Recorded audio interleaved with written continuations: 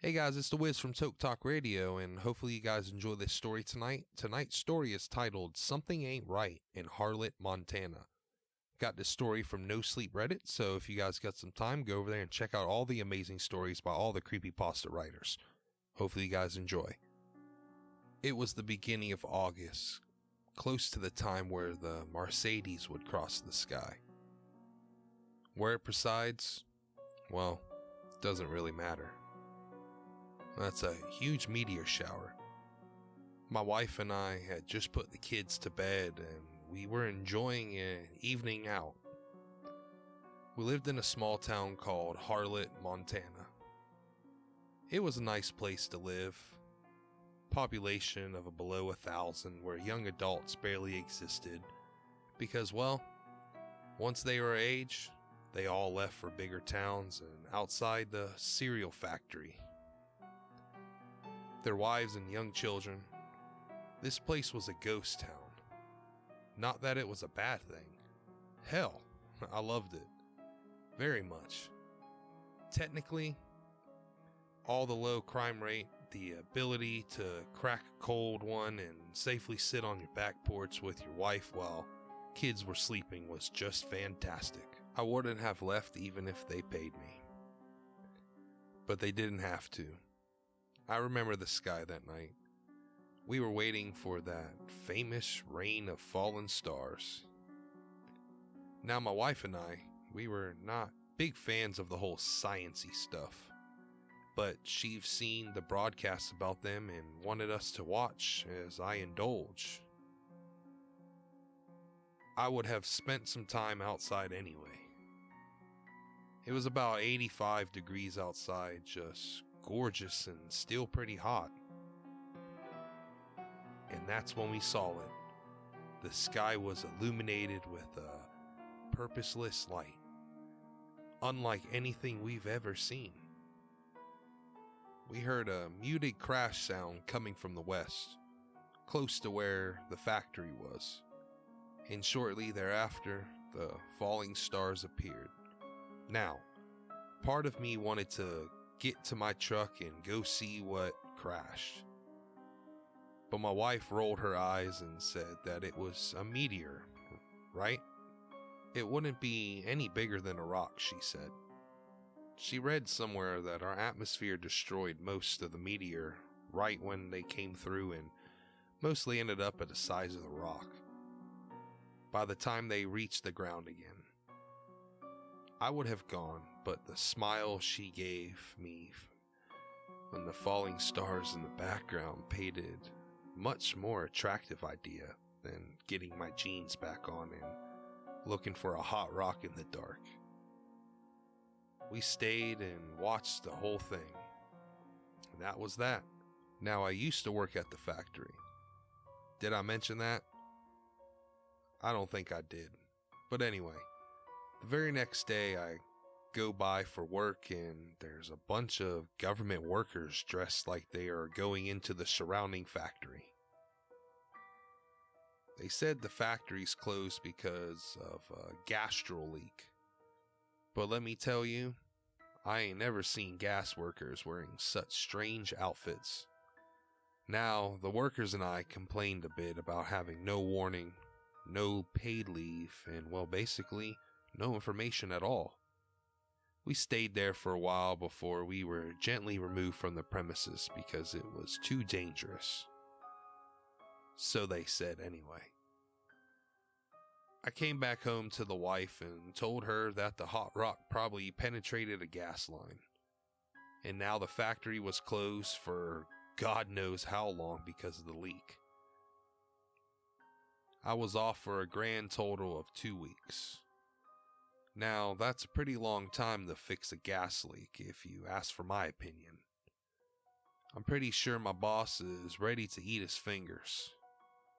When they finally gave him the go to reopen 2 weeks behind schedule, it was definitely not good for business. So we worked double shifts for the following 2 weeks to try and get on schedule again. The bonus pay was nice, but with the kids starting school and all that, I hadn't been able to spend much time at home. Left early in the morning and I came back late in the afternoon, drained and stinking like cereal and sweat. It took another week for things to calm down at work, just enough for me to get back on my regular schedule. As a way to thank us, we could take back however many boxes of cereal we wanted. Don't worry, we also had a generous bonus for our double shifts, so the cereal was just a nice personal touch, so to speak. I don't eat them personally. You see, working with them all day makes me not want to see them. Plus, I'm lactose intolerant.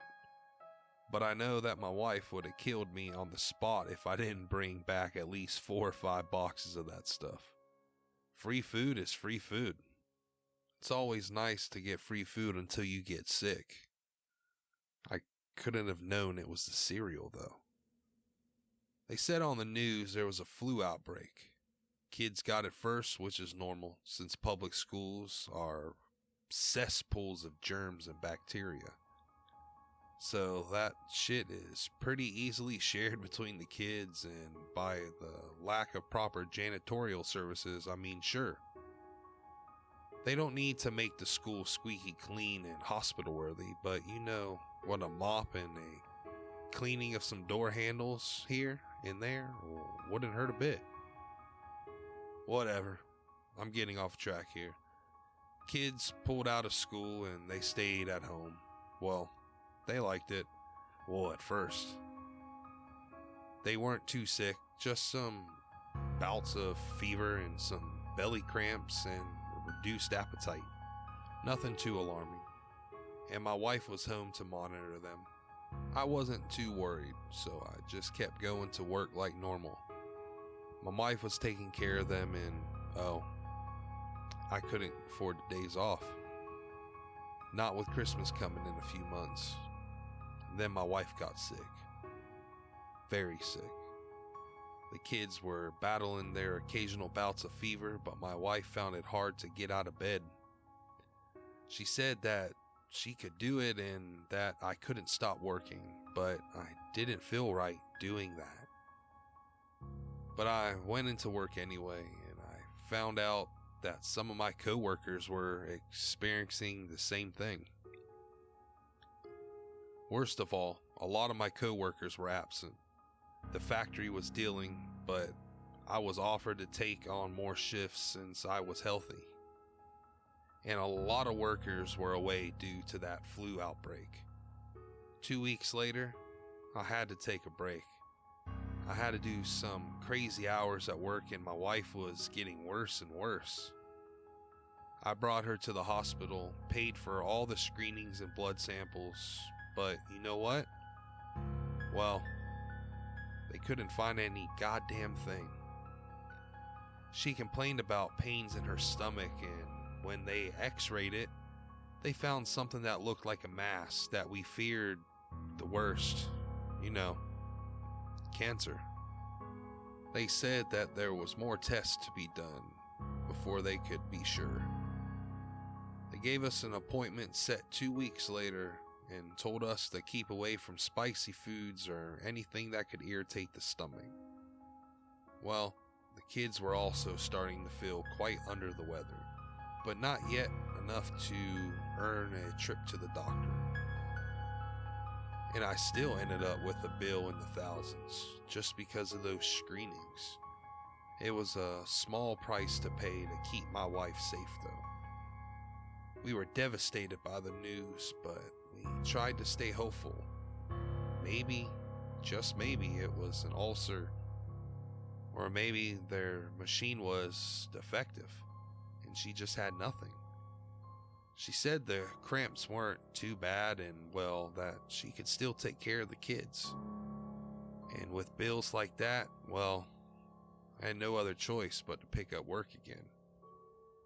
When I got back to work, I realized that more than half the workers were absent. My boss looked utterly nervous, kept looking at us sideways and asking us to do more and more. Now with medical bills, Most of us did take on a few more hours, but it still wasn't enough for business. We were behind schedule again another 2 weeks because of that damn flu outbreak. But it wasn't the flu. We discovered it about a week later. I came back from work and my wife was cleaning up a mess in the kitchen. She was pale as a ghost. Dark circles giving her that sickly look you never want a family member to have. She told me the kids have been sick and she had to give them anti-vomiting meds, and that if they didn't feel better the next morning, we would probably have to bring them to the hospital. At this point, the house smelled like a mix of bile and pine saw. So I cracked a window, just a little bit.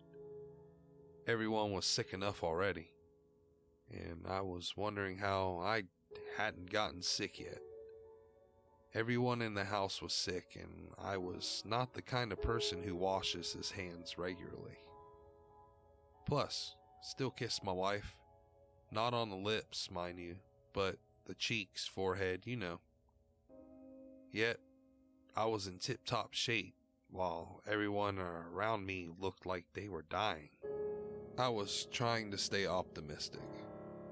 They said it was the flu. How long can the virus last? What, 3 weeks? I mean, everybody should have been getting better by now, right? But with the vomiting beginning, well, it didn't seem likely, you see. I ran a bath for my wife and went to the kids' room and kissed her forehead, and the elder cracked an eye open. His forehead was burning and his breathing was raspy. Went to the bathroom and prepared a cold towel for him, which I delicately applied to his forehead. I heard him whisper, "Thanks, Dad," as he was falling back asleep. There was only soup for dinner that night, but I knew my wife would go to bed early. So I could always fetch some wings at a local bar, right? If I had a craving later. I put her to bed around 9 o'clock and went to the bar. It was empty besides the 2 leeches that always were stuck to the counter. I ordered myself some hot wings and a beer and watched soccer on the cheap screen before going back home. As soon as I entered, I knew something wasn't right. You see, the smell of pine saw. It was barely covering the smell of acid and iron. I heard a creak coming from my bedroom, and that was the telltale sound of liquid hitting the bottom of a bucket. It was my wife's turn to be sick. I entered the room, and there she was sitting on the edge of the bed, bent over a bucket. She tied up her hair into a loose bun, and her skin looked moist. Even from a distance, I could see the reflection of a lump on her back, which was glistening with sweat. I approached her carefully as she vomited again, and I asked her if she wanted some water and some anti-vomiting medicine, cold towels, or anything. Her head turned towards me, it's kind of slow, and I realized in horror she was vomiting blood. Her perfect smile was stained crimson, her chin covered in ridders of blood. Her beautiful brown eyes looked besieged as if she was blind. The beads of sweat on her forehead, so big it looked like she had just gotten out of the shower. I yelled to her, "I'm taking you to the hospital right now." She didn't react. She spit some more blood up in a bucket before standing up. Her night dress was stuck to her skin, and I saw something moving in her stomach. "I don't feel too good," she whispered before dropping the bucket to the ground, blood now seeping into the pink carpet on her side of the bed. She started convulsing on the spot. I rushed to call 911, instantly asking for an ambulance. Said my wife was spitting a fountain of blood and convulsing, that I didn't know what the hell to do during her convulsions. She gripped the hem of her dress and lifted it, and an inhuman growl escaped her lips. The demonic sound was followed by her scream. I let go of the phone and grabbed her hands to plant them to the ground, because she was starting to scratch her stomach. There were already deep welts caused by her nails on her fair skin. And that's when I saw it. I saw something bulge under her skin like that thing in the sci-fi movie. It moved beneath her skin, rippling like a wave as a search for the perfect spot to pierce out. My wife was howling and clawing at my forearms, leaving deep gashes in them, and I screamed, "What the fuck is that?" as a single claw gutted my wife from the inside out, and a horrid pesticide-looking bug crawled its way out of her. I let go of her arms in horror. She lost consciousness and convulsed again. The creature was clawing its way out. It didn't even have a face, and it looked an absolute monstrosity. A mix of a scorpion and centipede with 8 legs that all ended in a single very sharp claw. Skin looked like it was hard as a shell, and I stared hard as it kept tearing at my wife's skin. It took me a few seconds, but I ran to get a baseball bat from the closet. As soon as I wrapped my hands around the bat, I heard the disgusting noise of blood in the back of my wife's throat. As she drowned in it, the creature was almost out, and with tears in my eyes, I slammed the bat down on it.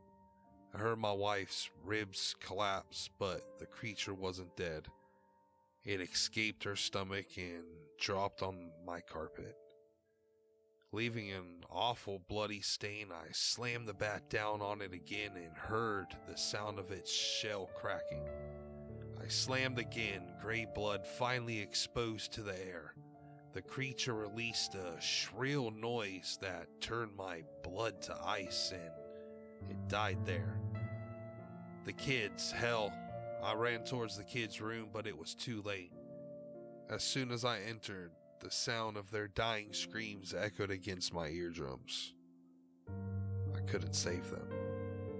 I could only stomp the creatures as the police sirens and the sound of my own sobs worked in pair to cover the noise of my dying children. The sky was illuminated with a purplish light, and they said it was because of the meteorite moving too close to Earth.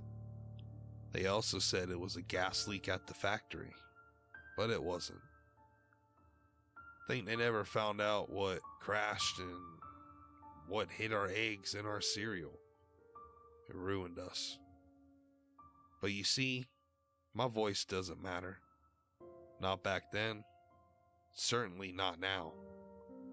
Hell, I'm on death row. The story was burned, and in the media, they call me a monster. Thank you, prisoner, for all the information that you gave me this evening.